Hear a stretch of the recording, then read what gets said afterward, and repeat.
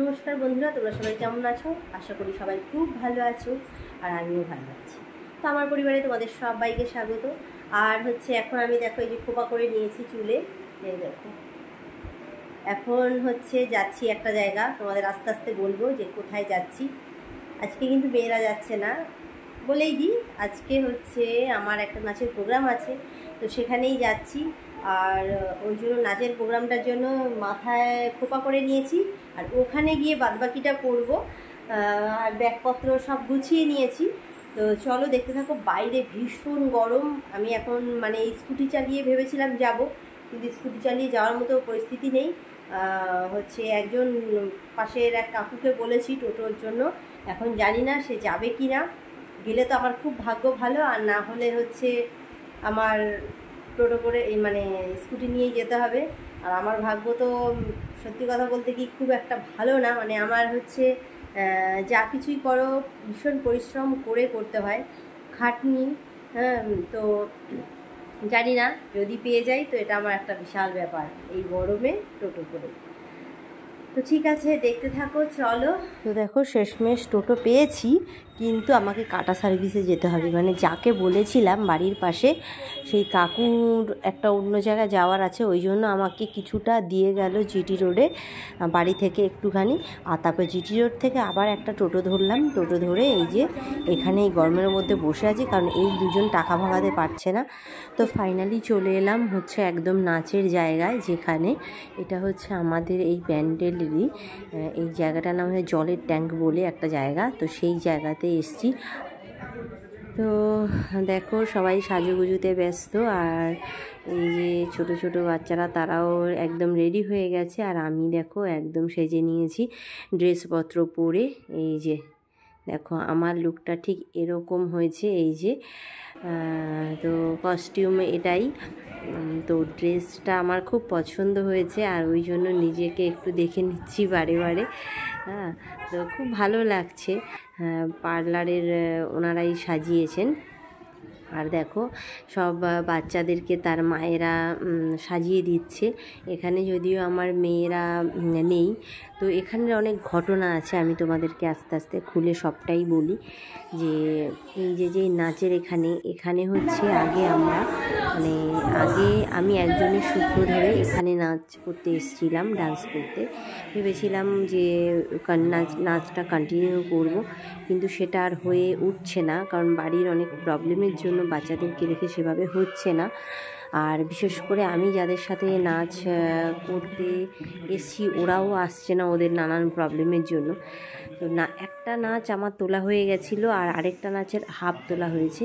কিন্তু কথা যে একটুখানি অন্য কথায় আসি। এখানে এই যে যেটা বলছিলাম, তো এখানে নাচটা তুলেছিলাম, নাচটা খুব ভালোভাবেই তোলা ছিল, সবই ঠিক ছিল, কিন্তু ওই যে নিজেদের সময়ের অভাবে আর আসতে পারি না।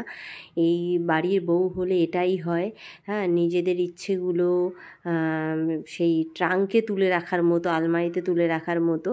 হ্যাঁ, তো সেগুলো সেই প্রকাশিত আর হয় না সেভাবে। তো যাই হোক, এই কিছু কিছু এই টিচারদের জন্য, এই যে যেরকম এই দিদির জন্য আজকে এই যে নাচটা করতে পারছি। হ্যাঁ, তো এর আগেও আমাদের স্যার, যে মেয়েদের নাচের স্যার, তার দৌলতে আমি দুটো প্রোগ্রাম করেছি। তো তারপরে পাড়ায় সেই নাচের একটা ইচ্ছে থেকে শিখেছি যে মানে মানে নিজে শিখিনি, কিন্তু মেয়েদের টিচারের কাছে শিখে তারপর যে নাচটা করেছি, তারপর পাড়ার সরস্বতী পুজোয় নাচ করেছি। এই যে ছোটোখাটো ইচ্ছেগুলো আস্তে আস্তে পূরণ হচ্ছে, হয়তো সেভাবে হচ্ছে না। ওই যে বললাম যে আমাদের মেয়েদের অতটা বেশি ইচ্ছে থাকতে নেই, কারণ বেশি ইচ্ছে থাকলে আবার অন্য দিকটা সেটা বন্ধ হয়ে যেতে হয়। তোমরা বুঝতেই পারছো, যারা বাড়ির বউ তারা তোমরা সবাই নিশ্চয়ই বুঝতে পারছো যে আমি আমার বাচ্চাদেরকে রেখে কী করে যাব। এই যে যেই দিদির কাছে নাচটা শিখতাম, সেই দিদির কাছে আমি যে আমার দুটো বাচ্চাকে রেখে যাব, কন্টিনিউ নাচটা করব, সেটা আমার কাছে সম্ভব হয়ে উঠছে না। তো ওই সমস্ত নানান কারণেই নাচটা বন্ধ করে দিতে হয়েছে। তো যাই হোক, এই দিদি আমাদের বলল যে সুস্মিতা, তুমি নাচটা যখন তুলেছো, নাচটা করো, অন্তত একটা প্রোগ্রাম করো। তো দিদি অনেক আমাকে বলেছে পরেই এই নাচটা মানে আজ করতে এসেছি। তো ভালো লাগছে নাচ করে। নাচ আমার তো নাচ খুব প্রিয় আমার কাছে, যেটা মেয়ে বয়সে করতে পারিনি। বাড়ির অনেক কি বলবো, প্রচুর শাসন ছিল যাকে বলে। তো এত শাসন ছিল, আর গ্রামের সাইডে বাড়ি, তো সেই জন্য সেভাবে নাচটা করতে পারিনি কন্টিনিউ কি মানে আমি কোনোদিনও করিনি। বাড়িতে এমনি করেছি ঠিক আছে, কিন্তু কোনো কারোর কাছে শিখিনি সেভাবে। বাবা দাদার মানে সবারই আপত্তি ছিল। তো যাই হোক, আমার অনেক কথাই আমি তোমাদের সাথে শেয়ার করলাম। আর দেখো এই যে কত সুন্দরভাবে মেয়েরা নাচ করছে, এদের নাচ দেখে সত্যি আমার মনে হয় নাচটা আমি যদি কন্টিনিউ করতে পারতাম, কিন্তু সেটা সম্ভব হচ্ছে না। আর গানটা দিচ্ছি না কারণ কপিরাইট হয়ে যাবে বলে আমি তোমাদেরকে গানটা দিতে পারছি না। কিন্তু নাচটা দেখে তোমরা নিশ্চয়ই বুঝতে পারছো যে ওরা কত সুন্দর তালে, একইভাবে তালে ছন্দে, মানে একেবারে সুন্দরভাবে নাচ প্রোগ্রামটা মানে একেবারে সবার সামনে তুলে ধরেছে। তো আমার নাচটাও আমি তোমাদেরকে আস্তে আস্তে দেখাবো। আর এই যে এই বাচ্চাদেরকে এখন রেডি করছে, তার মধ্যে একটা বিপদ ঘটে গেছে। একটা মেয়ের পা কেটে গেছিলো। তো সেই মেয়েটার তো মানে পা কেটে যাওয়ার পরে তার মা তাকে চড় থাপ্পড় মারলো।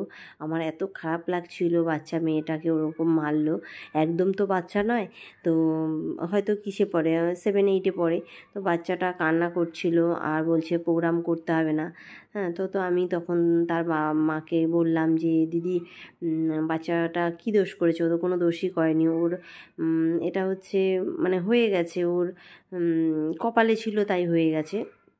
পাটা কেটে গেছে, মানে ওই ফ্লোরটা একটু ভাঙা ছিল, তো সেখানেই পাটা ঢুকে গিয়ে কেটে গেছিলো, রক্ত বেরোচ্ছিলো।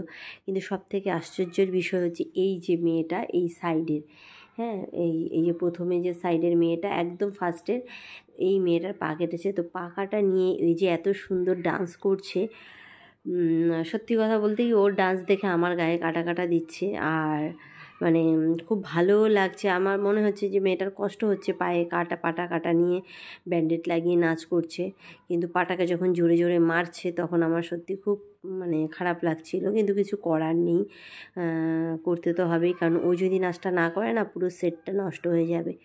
তো মেয়েটা 3 থেকে 4খানা নাচ ছিল। তো সেটাই আর কি ভাবছিলাম যে এক একটা প্রোগ্রামের সময় একটা যে কোনো দায়িত্বে যখন দায়িত্ব থাকে না, তখন তাকে খুব সাবধানে থাকতে হয়। তো যাই হোক, আবার নিচের দিকে দেখো ভিডিও করে নিচ্ছি। এই লোকটা না আমার থেকেই যায় বরাবর, সব কিছুর সঙ্গে সঙ্গে নিজেকে একটু ভিডিও করে নেওয়া। হ্যাঁ, তো আমি একদম বসে আছি। এবার হচ্ছে এটা হচ্ছে আবার ডুয়েট, সব মেয়েরা তারা আবার ডুয়েট নাচ করছে। বেশ সুন্দর নাচটা, একটু অন্য রকমের। তো জানি না তোমাদের এই ভিডিওটা কেমন লাগবে, যে গান শোনাতে পারছি না, কিন্তু কি করব, কপিরাইট হয়ে যাবে প্রথমেই বললাম, ওই জন্য বিশেষ করে আর গানটা তোমাদেরকে শোনাতে পারছি না। এবার ফাইনালি দেখো আমার নাচের প্রোগ্রাম, এই যে সামনের সবার এই সাইডে এটা হচ্ছে আমি। তো নাচটা আমি একটু কেটে জাস্ট এক ঝলক দেখিয়েছি। এখানে সব আমরা মায়েরা, তো মায়েরাই সব নাচ করছে।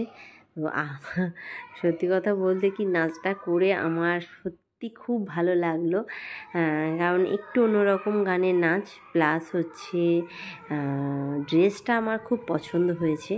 এরকম টাইপের ড্রেস পরিনি। তো নাচ গান সব নাচ টাচ হয়ে যাওয়ার পরে এবার আমি হচ্ছে বেরিয়ে এসেছি বাড়ির উদ্দেশ্যে, কারণ মেয়েরা তখন দাদাভাই বাড়িতে নেই, মেয়েরা রয়েছে পিসি বাড়িতে।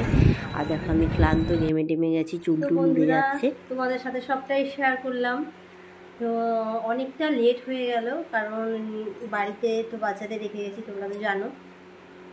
খুব টেনশান হচ্ছিল যে অনেকক্ষণ রেখে গেছি, যদিও নিশ্চিন্তে ওর পিসির কাছে থাকলে আমার নিশ্চিন্তে অসুবিধার কিছু নেই, তবুও ওদের মানে আমার মনে হয় যে আমার এতটা টাইম আমি বাইরে দিলাম, আমার বাচ্চাদের কতটা মানে পড়াশুনোর একটা ক্ষতি হয়ে যাচ্ছে, তো এই সমস্ত নানান রকম চিন্তা হচ্ছিল। তো যাই হোক, শেষমেশ বাড়িতে এলাম। আর তোমাদের দাদাভাই তো বাড়িতে নেই বললাম। তো এখন হচ্ছে ড্রেস চেঞ্জ করব, মেকআপ তুলবো, স্নান করব, সব থেকে বড় কথা। আর ঠিক আছে বন্ধুরা, কেমন লাগলো ভিডিওটা অবশ্যই জানিও, লাইক কমেন্ট শেয়ার করো, নতুন বন্ধু থাকলে প্লিজ সাবস্ক্রাইব করে দিও। এখনকার মতো টাটা, গুড নাইট।